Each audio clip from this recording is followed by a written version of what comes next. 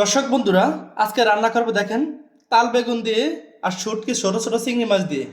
খুব সুন্দর স্বাদের রান্না হবে, অনেক মজা হবে।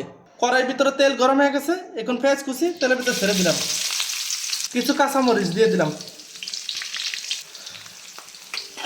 দর্শক, এখন আমি শুটকি চিংড়িগুলো ভেজে নিব পেঁয়াজের ভিতরে। দর্শক, পরিমাণ মতো লবণ দিয়ে দিলাম। দর্শক, চিংড়ি মাছগুলো তৈলে ভাজা শেষ, এখন আমি হালকা একটু হলুদের গুঁড়া দিয়ে দিব।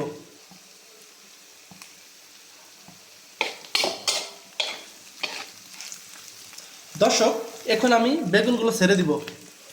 বিসমিল্লাহির রহমানির রহিম।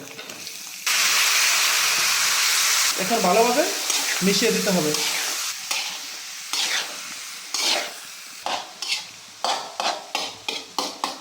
দর্শক বন্ধুরা, আমার চিংড়ি শুটকি দিয়ে তাল বেগুন দিয়ে ভাজি করা শেষ।